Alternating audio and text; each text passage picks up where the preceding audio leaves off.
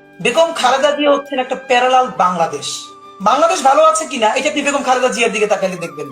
বেগম খালেদা জিয়া যদি হাসে আপনি বুঝবেন বাংলাদেশ হাসে, তার চোখে পানি দেখলে দেখবেন যে বাংলাদেশ কাঁদে। এর মানে এই কথাটা বলতে আমার বিএনপির কর্মী হওয়ার দরকার নাই। নেতৃত্ব বেগম খালেদা জিয়া দেশপ্রেমী।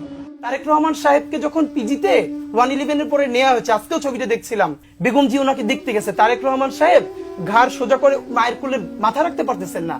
একজন মায়ের সামনে সন্তানকে পিটানো হচ্ছে, পরের সন্তানটাকে অলমোস্ট হত্যা করা হয়েছে, সবকিছু নাই হয়ে গেছে। কি পরিমাণ ওনারশিপ দেশ, মানুষের প্রতি কমিটমেন্ট থাকলে তিনি বলেন এই দেশ ছাড়া আমার আর কোনো জায়গা নাই, আমি আর কোথাও যাব না। তারেক রহমান আমার খুব মনে আছে, এখানে পিজি হসপিটালে আমরা তখন ছোট, 111 এর পর যখন তার পিজি হসপিটালে আনছে, ঘাড় দাঁড় করাইতে পারে না, বেগম জিয়া দৌড়িয়ে আসছে দেখতে, মার কোলে মাথা রাখতে পারে না। এই ভদ্র মহিলার আল্লাহ কি দেশপ্রেম দিয়ে বানাইছে দেখেন।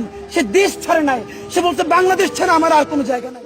বেগম জিয়া যখন বের হচ্ছেন তার হাতটা এরকম বাঁকা, এই হাতটা ওনার না, এই হাতটা বাংলাদেশের। দেখেন আমি, আমার অ্যাক্টিভিজমের ভিন্ন জায়গা আছে, আমার সারা জীবনে কোনো পলিটিক্যাল পার্সোনালিটির সাথে দেখা করার ইচ্ছে হয় নাই। ছোটবেলা থেকে আমি একটা স্বপ্ন দেখছি যে বেগম জিয়া কোনোদিন আমার মাথায় হাত বুলাই দিতেছেন পরম মমতায়। বাংলাদেশে বিএনপি একটি পরীক্ষিত দেশপ্রেমিক দল, এটা নিয়ে কোনো প্রশ্ন নাই যে পরীক্ষিত দেশপ্রেমিক দল, এটা নিয়ে বাংলাদেশের। কিন্তু this is the high time আপনি বলতে পারেন যে বাংলাদেশে এমন কোন পলিটিক্যাল ফিগার এখন আছেন যে খালেদা জিয়ার মতো বা তার কাছাকাছি, যিনি ডাকলে এমন কোন রাজনৈতিক দল অথবা এমন কেউ নাই যার কাছে কথা বলতে যাবেন না বিনয়ের সাথে। বিবিসি বাংলা তাকে প্রশ্ন করছে যে ভারত বিরোধিতাই কি একমাত্র আপনার বা বিএনপির রাজনীতি?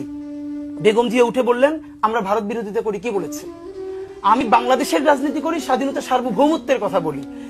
বাংলাদেশের স্বার্থের কথা বলতে গিয়ে যদি কোনো দেশের বিরুদ্ধে যায় সেটা আমার কি দোষ? এই যে কোনো কিছুকে তোয়াক্কা না করে গণমানুষের কণ্ঠস্বর হয়ে উঠতে পারা, এবং ভাবেন তিনি কিন্তু একজন নারী। শহীদ প্রেসিডেন্ট জিয়াউর রহমান কয়টা দিন বেঁচেছেন, কিন্তু ভাবেন আজকে পর্যন্ত উনি আমার অনুপ্রেরণা।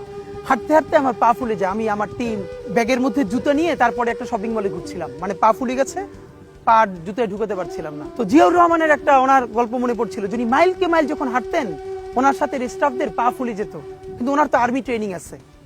তখন তাকে বলতো, স্যার আপনার তো আর্মি ট্রেনিং, আমরা তো আর পারি না। এই জন্য ওনাকে মানুষ রাখাল রাজা বলতো।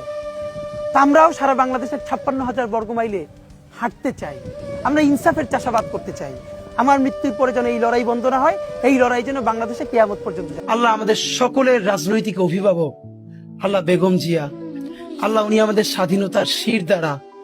আল্লাহ আমরা যখন বুঝতাম না, পুরো বাংলাদেশে একজন মানুষ যদি স্বাধীনতার পক্ষে আল্লাহ মেরুদণ্ড সোজা করে দাঁড়িয়েছিলেন, উনি আমাদের বেগম জিয়া। আল্লাহ উনি চরম অসুস্থ অবস্থায় আছেন। আল্লাহ আমাদের প্রাণের অভিভাবক বেগম জিয়াকে আল্লাহ আপনি সুস্থ করে দেন। বাংলাদেশ একটা স্থিতিশীল পর্যায়ে গেছে, আল্লাহ স্বাধীন সার্বভৌম একটা দেশ হিসেবে দাঁড়িয়ে গেছে। উনি যে লড়াইটা করেছিল, সেই লড়াইয়ের ন্যূনতম একটা ফসল ঘরে তোলা পর্যন্ত আল্লাহ ওনাকে নেক হায়াত দিয়ে দেন।